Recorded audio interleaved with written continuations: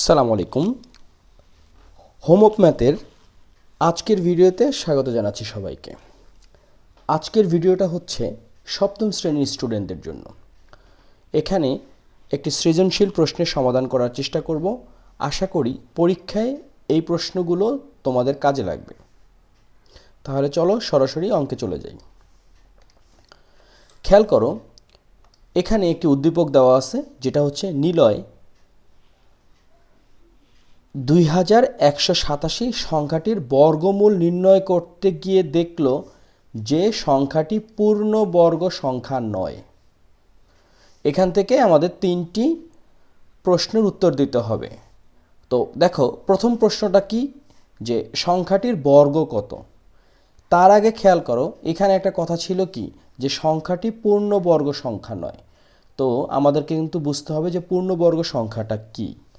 খেয়াল করো, এই যে 6 গুণ 6 মানে কি 36। তো এখানে 36 একটি পূর্ণবর্গ সংখ্যা। কারণ কি, 36কে যদি আমরা বর্গমূল করি বা রুট করি তাহলে আসবে 6। আবার খেয়াল করো 144, এইটাকে যদি আমরা রুট করি তাহলে আসবে হচ্ছে 12।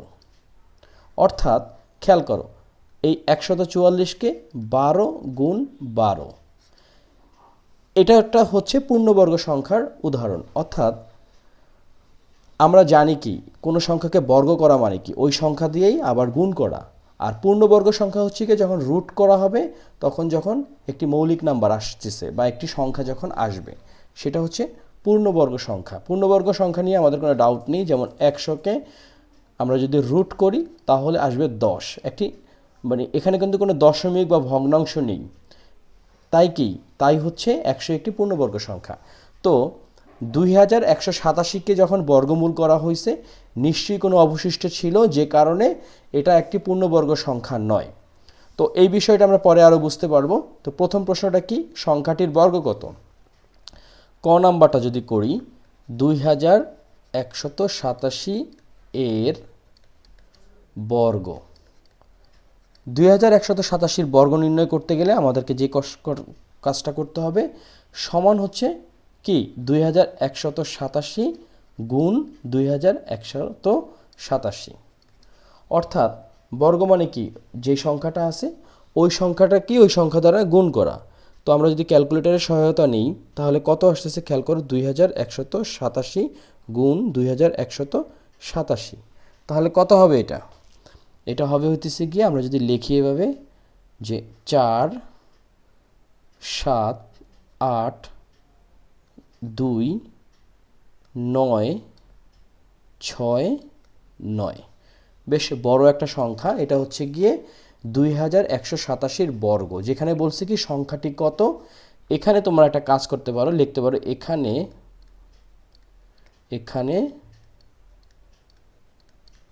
সংখ্যাটি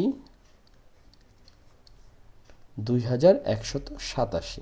তারপরে লিখলে 2087 বর্গ হচ্ছে এই যে 2187 গুণ 2187, তারপরে যেটা আসছে 478296 ওকে, আমাদের ক নাম্বার কিন্তু ডান। এখন আমরা করব খ নাম্বার।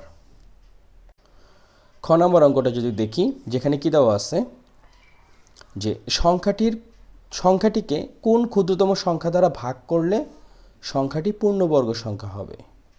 অর্থাৎ আমাদেরকে বের করতে হবে যে এই যে 2187কে কোন ক্ষুদ্রতম সংখ্যা দ্বারা যদি ভাগ করি তাহলে এটি একটি পূর্ণবর্গ সংখ্যা হবে। তাহলে আমরা চলো এটা একটা করার চেষ্টা করি।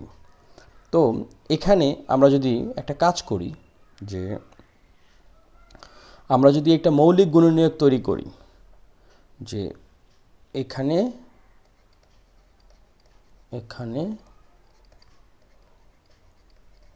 সংখ্যাটি 2187, সংখ্যাটিকে মৌলিক গুণনীয়ক। মৌলিক গুণনীয়ক নিশ্চয়ই তোমরা জানো, যে মৌলিক গুণনীয়ক বিশ্লেষণ করে, মৌলিক গুণনীয়কটা কি তোমরা নিশ্চয়ই জানো। তো আমি যদি লিখি মৌলিক গুণনীয়ক বিশ্লেষণ করে পাই। অর্থাৎ এই 2187কে এমনভাবে আমরা বিশ্লেষণ করব যেখানে আমরা শুধুমাত্র মৌলিক সংখ্যাগুলো পাবো। তো 2187 এর মৌলিক বিশ্লেষণ করার আগে এটাকে যদি আমরা একটু লসাগু করি, অর্থাৎ এইভাবে, এটা কতবার যাচ্ছে, 3 যদি দেই, 3 7 21, 3 দুকানে 6, হাতে থাকছে 2 আর 7, 3 9 27, 729। আবার যদি 3 দিয়ে করি, 3 দুকানে 6, 1 আর 2 থাকে, 3 4 12, তাই তো, আর এখানে 9 থাকে, তাহলে 3 3 9। ওকে, তারপরে 3 দিয়ে যদি করি, 3 8 24, 3 1 3। আবার যদি 3 দ্বারা করি, 3 দুগুণে 6, 3 7 21। 3 দ্বারা যদি করি, 3 9 27, তারপর 3 3। খেয়াল করো, 1 2 3 4 5 6 7, অর্থাৎ 3 গুণ 3 গুণ 3 গুণ 3, 1 2 3 4 5, কয়টা আছে, 1 2 3 4 5 6 7, তো 3টা 6টা, এই হলো 7টা। এখন নিয়ম অনুযায়ী আমরা জানি যদি জোড়ায় জোড়ায় থাকে তাহলে এটা কি হয়, এটার কি বলে, বর্গমূল করা যায়। কিন্তু আমাদেরকে কি বলছে, আমাদের বলছে হচ্ছে গিয়ে কোন ক্ষুদ্রতম সংখ্যা দ্বারা ভাগ করলে পূর্ণবর্গ সংখ্যা হবে। তো খেয়াল করো, এখানে 3, এই 3, এই 3 এবং এই 3 জোড়ায় জোড়ায় আছে, কিন্তু এইটা হচ্ছে জোড়াবিহীন। এখানে 3 হচ্ছে জোড়াবিহীন। তাহলে আমরা কি করতে পারি, এখানে 3 জোড়া বিহীন, তাই তো। এখানে যে, সুতরাং খেয়াল করো, সংখ্যাটিকে, অর্থাৎ 2187 সংখ্যাটিকে 3 দ্বারা, এখানে কি বলছে, কোন ক্ষুদ্রতম সংখ্যা দ্বারা ভাগ করলে, অর্থাৎ 2187 সংখ্যাটিকে, এটা তো আমরা রাফ, তাই না, এটা হচ্ছে রাফ। 2187 সংখ্যাটিকে 3 দ্বারা ভাগ করলে সংখ্যাটি পূর্ণ বর্গ সংখ্যা হবে। খেয়াল করো, এই 2187কে যদি আমরা 3 দ্বারা ভাগ করি তাহলে কত আসতেছে, এখানে খেয়াল করো, 3 7 21, এখানে আমরা 8, হলো 2, 3 দুগুণে 6, নামলো 2 আর এই 7, 3 9 27। এখন প্রশ্ন হচ্ছে গিয়ে, এই যে 729, এটা কি পূর্ণবর্গ সংখ্যা কিনা। আমরা যদি দেখি ভাগের নিয়ম অনুযায়ী, মানে বর্গমূলের নিয়ম অনুযায়ী, তাহলে এখানে আসতেছে 2 দুগুণে 4, এখানে নামবে কত, 3, এটা আসতেছে 4, আর এখানে নামতেছে 29। তো এমন একটা সংখ্যা নিতে হবে যে সংখ্যাটা এখানে নিলে সেই সংখ্যা দ্বারা এটাকে গুণ করলে এটা সমান হবে বা কম হবে। তাহলে যদি এখানে আমরা, খেয়াল করো, যেটা করতে পারি যে, যদি 9 নেই তাহলে 9 9 49, 9 9 81, তাহলে 9 নেওয়া যাবে না, 7 নিতে হবে, 7 7 49, 4 7 28, 28 আর 4 32, অর্থাৎ এটা হচ্ছে 27। তাহলে আমরা বুঝতে পারছি যে 2187কে যদি 3 দ্বারা ভাগ করি তাহলে 729 আসতেছে। 729 একটি পূর্ণবর্গ সংখ্যা। আশা করি তোমরা খ নাম্বারটা বুঝতে পেরেছ।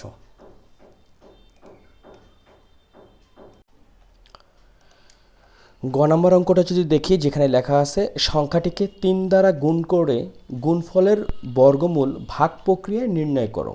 ওকে, চলো আমরা সংখ্যাটিকে যদি লিখি 2187 সংখ্যাটিকে 3 দ্বারা গুণ করে পাই। তাহলে কত দাঁড়াচ্ছে 2187 গুণ হচ্ছে 3 সমান হচ্ছে কত 6561। ওকে, 6561। এটাকে আমাদের কি করতে হবে, ভাগ প্রক্রিয়ায় বর্গমূল করতে হবে। তাহলে 6561 ভাগ প্রক্রিয়ায় বর্গমূল করতে হলে কি করতে হবে, বাঁ দিক থেকে ডান দিক থেকে জোড়ায় জোড়ায় বাঁ দিকে যেতে হবে। ওকে, তো 65 সবচাইতে কাছের যে বর্গমূল পূর্ণবর্গ সংখ্যা আছে সেটা বর্গটা আমাদের করতে হবে। তো 65 সবচাইতে কাছের পূর্ণবর্গ সংখ্যা হচ্ছে 64, যার বর্গমূল হচ্ছে 8। তাহলে 8 8 64। ওকে, 5 থেকে 4 বাদ দিলে 1, 6 থেকে 6 বাদ দিলে 0, আর এখানে 6 আর 1 নেমে গেল। নিয়ম অনুযায়ী কী করতে হবে, ভাগফলকে দ্বিগুণ করতে হবে। তো ভাগফলকে দ্বিগুণ করতে গেলে আসবে হচ্ছে 16। এরপর এই 16 বা যে দ্বিগুণ সংখ্যাটা আছে সেই সংখ্যাটা ডানে এমন একটা সংখ্যা বসাতে হবে, সেই সংখ্যাটা দ্বারা গুণ করলে এই যে এখানে ভাগশেষ আছে তার সমান হবে। তাহলে এখানে যদি আমরা 1 নিই, তাহলে খেয়াল করো 1কে যদি এই 161 দ্বারা গুণ করি তাহলে 161 আসতেছে, অর্থাৎ এখানে হচ্ছে 1। সুতরাং উত্তর হচ্ছে 81। এটাই হচ্ছে ভাগ প্রক্রিয়া। আশা করি তোমরা গ নম্বর অঙ্কটি বুঝতে পেরেছ। আমরা একটি সৃজনশীল অঙ্ক করলাম ক খ গ, যেখানে একটি উদ্দীপক দেওয়া ছিল। উদ্দীপকটি কি, এটি একটি পূর্ণ বর্গ সংখ্যা নয়। বর্গমূল নির্ণয় করার পরেই আমরা বুঝতে পারছি এটা একটা পূর্ণবর্গ সংখ্যা নয়। তারপরে আমরা করছি কি, সংখ্যাটাকে বর্গ নির্ণয় করছি, এরপর সংখ্যাটিকে কোন ক্ষুদ্রতম সংখ্যা দ্বারা ভাগ করা যাবে সেটাও বের করেছি, এবং সংখ্যাটাকে 3 দ্বারা গুণ করে গুণফল বর্গমূল ভাগ প্রক্রিয়া নির্ণয় করতে হবে সেটাও আমরা করেছি। আশা করি তোমরা সবাই বুঝতে পেরেছ। এই আমরা আরেকটি সৃজনশীল প্রশ্নের সমাধান করার চেষ্টা করছি। উদ্দীপকটা যদি খেয়াল করি, যেখানে দেওয়া আছে একটি কলমের মূল্য 25 টাকা, 416 জন শিক্ষার্থীর মাঝে একটি করে কলম বিতরণ করা হলো। ওকে, এখন আমাদেরকে বের করতে হবে কি, ক নাম্বারে দেওয়া আছে শিক্ষার্থীদেরকে বর্গাকারে সাজাতে হলে কতজন শিক্ষার্থী সরিয়ে নিতে হবে। আচ্ছা, এখানে শিক্ষার্থীর সংখ্যা কত, শিক্ষার্থীর সংখ্যা হচ্ছে 416 জন। এই 416 জনকে যদি আমাদের বর্গাকারে সাজাতে হয় তাহলে আমাদের প্রথমে কি করতে হবে, প্রথমে হচ্ছে গিয়ে কতজন বের করতে হবে সেটা পরের ব্যাপার, বাট প্রথমে তো বর্গাকারে সাজানোর নিয়ম অনুযায়ী আমাদের আগাতে হবে, তাহলে বুঝতে পারবো যে কতজন বের করে দিতে হবে। তো 416 জনকে বর্গাকারে সাজাতে হলে আমাদেরকে কি করতে হবে, এটাকে বর্গমূল নির্ণয় করতে হবে। তো আমরা দুই পদ্ধতিতে বর্গমূল নির্ণয় করতে পারি, একটা হচ্ছে গিয়ে মৌলিক গুণনীয়কের মাধ্যমে, আর একটা হচ্ছে ভাগের মাধ্যমে। তো ভাগের মাধ্যমে বের করাটাই একটু সহজ। তো এখানে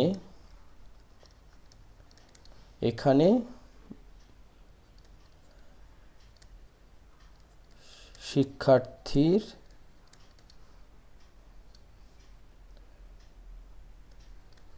সংখ্যা 416 জন। এখন এটাকে যদি আমরা বর্গমূল নির্ণয় করি, তো প্রথম ডান দিক থেকে বাঁ দিকে একটা জোড়া, আর এখানে একাই। তো 4 একটি পূর্ণবর্গ সংখ্যা যার বর্গমূল হচ্ছে 2, তাহলে 2 দোকানে 4, 2 দোকানে 4, ওকে 4, আর এখানে 16 নামলো, আর এখানে 2 দোকানে 4 আসলো।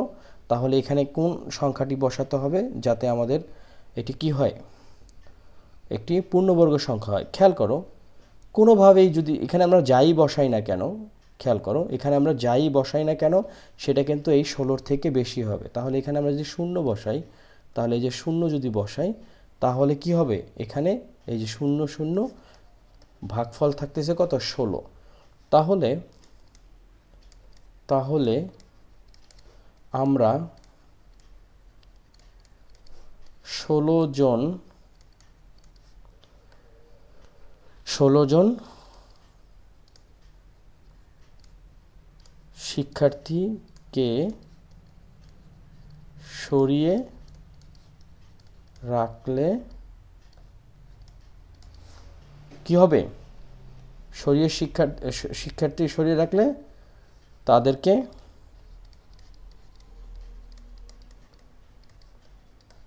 বর্গাকারে সাজানো যাবে।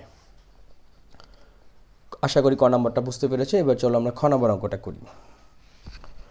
খ নম্বর অঙ্কে কী দেওয়া আছে যে কলমের মোট মূল্যের সাথে কোন ক্ষুদ্রতম সংখ্যা যোগ করলে যোগফল একটি পূর্ণবর্গ সংখ্যা হবে। এখন খেয়াল করো, কলমের মোট মূল্য বের করতে গেলে আমাদের কি করতে হবে? একটি কলমের দাম যদি 25 টাকা হয়, কতজন স্টুডেন্টকে দেওয়া হবে? 416 জন স্টুডেন্টকে দেওয়া হবে। তাহলে আমরা লিখতে পারি যে যে উদ্দীপক অনুযায়ী একটি কলমের মূল্য কত টাকা? 25 টাকা।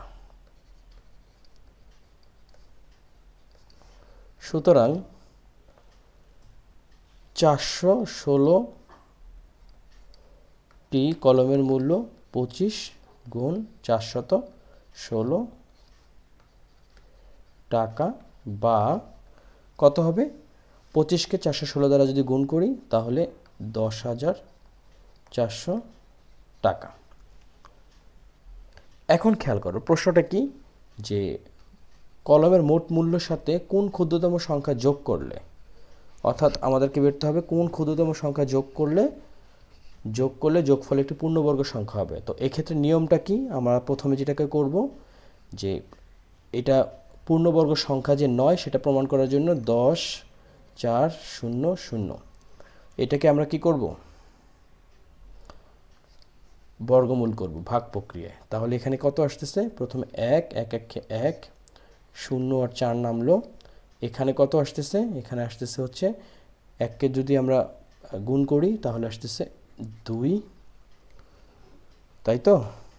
এরপরে কি হবে? এরপরে হচ্ছে গিয়ে খেয়াল করো, এখানে যদি একটা শূন্য নেই, এখানে যদি শূন্য নেই, তাহলে এই যে শূন্যটা যদি নেমে যায়, তাহলে খেয়াল করো এখানে আমরা কত নিতে পারি?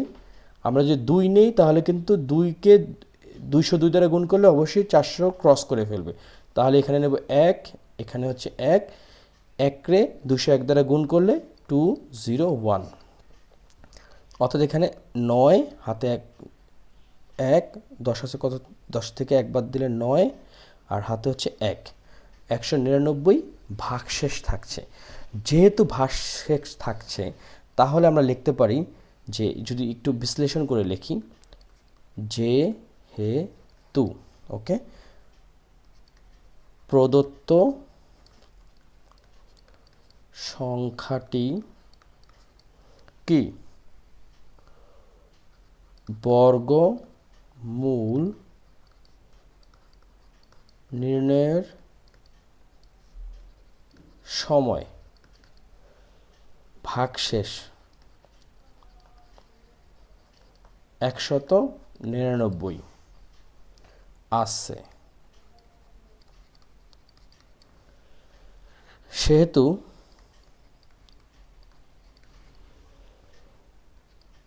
প্রদত্ত সংখ্যাটি পূর্ণবর্গ সংখ্যা নয়। তাহলে পূর্ণবর্গ সংখ্যা করতে হলে তখন কি করতে হবে? 10,400-র সাথে একটি ক্ষুদ্রতম সংখ্যা যোগ করলে যোগফল পূর্ণবর্গ সংখ্যা হবে। তখন এর বর্গমূল হবে কত? এই 101 যোগ 1 সমান 102। এর মানেটা কি? এর মানে কি? আমরা দেখো এখানে ভাগ প্রক্রিয়ায় বর্গমূল করার সময় দেখলাম ভাগফল হচ্ছে 101, কিন্তু ভাগশেষ 199-র কারণে আমরা বুঝতে পারলাম এই 10,400 সংখ্যাটি পূর্ণবর্গ সংখ্যা নয়। এখন খেয়াল করো, এই 101-এর সাথে যদি আমরা 1 যোগ করি তাহলে কত হবে? 102। এই 102-কে যদি আমরা বর্গ করি তাহলে যে সংখ্যাটা আসবে সেই সংখ্যার সাথে যদি 10,400 সংখ্যা বিয়োগ করি তাহলে কিন্তু আমরা বুঝতে পারবো যে কত যোগ করলে যোগফল একটি পূর্ণবর্গ সংখ্যা হবে। তাহলে আমরা লিখতে পারি, সুতরাং 102 এর বর্গ অর্থাৎ 102 গুণ 102, তাহলে কত? সমান হচ্ছে কত? 10,404। সুতরাং নির্ণেয়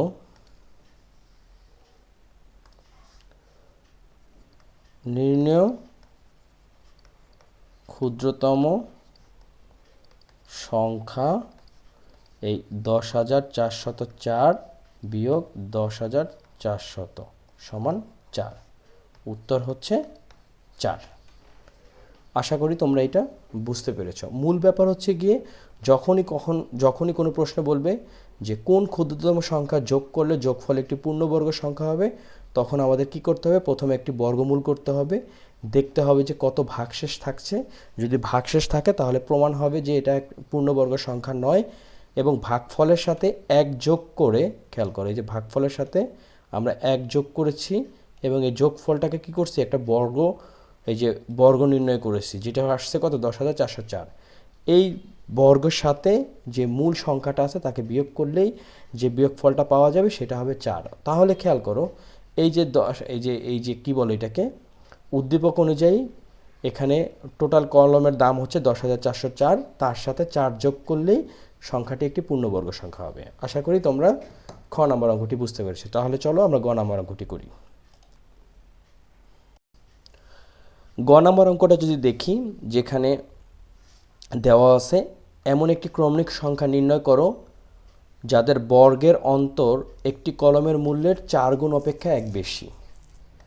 মানে কি? এখানে কলমের মূল্য যদি 25 টাকা হয়, তার 4 গুণ মানে 100, তার থেকেও যোগ 1 বেশি মানে 101। অর্থাৎ আমাদেরকে এমন দুইটা সংখ্যা বের করতে হবে যাদের যোগফল হচ্ছে 101 আর বিয়োগফল হচ্ছে কি, তারা যাতে ক্রমিক সংখ্যা হয়। তাহলে এখন খেয়াল করো, গ নাম্বার, মনে করি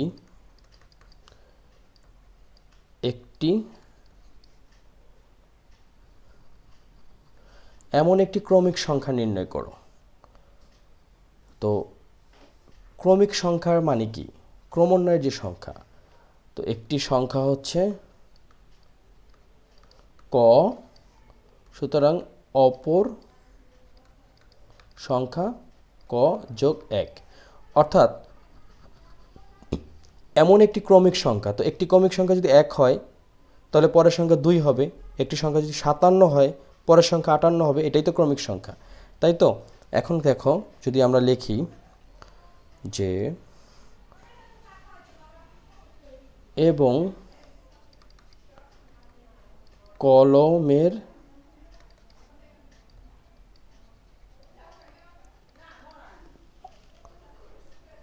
মূল্য হচ্ছে 25 টাকা।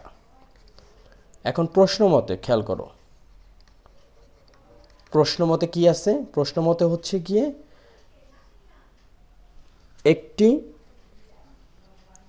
একটি ক্রমিক সংখ্যা, তো নিয়ম অনুযায়ী কি হবে, তা যাদের বর্গের অন্তর, তো একটা সংখ্যা যদি ক প্লাস 1 স্কোয়ার হয়, বর্গের অন্তর অর্থাৎ ক স্কোয়ার, দুটি সংখ্যার বর্গের অন্তর কত হবে? কলমের মূল্যের 4 গুণের থেকেও 1 বেশি। কলমের মূল্য যদি 25 হয়, তার 4 গুণ, তার সাথে যোগ 1। তাহলে এটাকে আমরা কি লিখতে পারি? a plus b whole square সূত্র অনুযায়ী ক স্কোয়ার 2ক যোগ 1 বিয়োগ হচ্ছে ক স্কোয়ার, আর এখানে কত? 4 25 100 আর যোগ 1 101। এখন এখানে ক স্কোয়ার মাইনাস ক স্কোয়ার কাটা, তাহলে 2ক সমান এই কট 1কে যদি এ পাশে নিয়ে যাই তাহলে কি দাঁড়াচ্ছে? 101 বিয়োগ 1, বা 2ক সমান 100, সুতরাং ক সমান 100কে 2 দ্বারা ভাগ করলে 50। তাহলে কি হবে খেয়াল করো, সুতরাং ক প্লাস 1 সমান হচ্ছে 50 যোগ 1। তাহলে ক্রমিক সংখ্যা 50 ও 51, কারণ এখানে 50 যোগ 1 হচ্ছে 51। তাহলে এখানে কি আছে যে এমন একটি ক্রমিক সংখ্যা নির্ণয় করে, তো ক্রমিক সংখ্যাটা কি 50 ও 51। আবার খেয়াল করো, এই 50 আর 51কে যদি আমরা যোগ করি তাহলে কিন্তু 101 আসতেছে। 101 মানে কি 25 কলমের দাম গুণ 4 মানে 100, 25 গুণ 4 হচ্ছে 100 যোগ 1। খেয়াল করো এই 101 আসতেছে, আবার 101 থেকে এই দুইটা আসতেছে। যাই হোক, ক্রমিক সংখ্যা হচ্ছে গিয়ে 50 ও 51। আশা করি তোমরা এই গ নম্বর অঙ্কটি বুঝতে পেরেছো। দুটি সৃজনশীল অঙ্ক করার চেষ্টা করলাম। এই দুইটা অঙ্ক, এই ধরনের অঙ্কই পরীক্ষায় আসবে। তোমরা যদি বারবার প্র্যাকটিস করো তাহলে তোমাদের যে কোনো অঙ্কই সহজ মনে হবে। তো আজকের মতো তোমরা থাকো, আবার অন্য একটি লেকচারে দেখা হবে। আল্লাহ হাফেজ।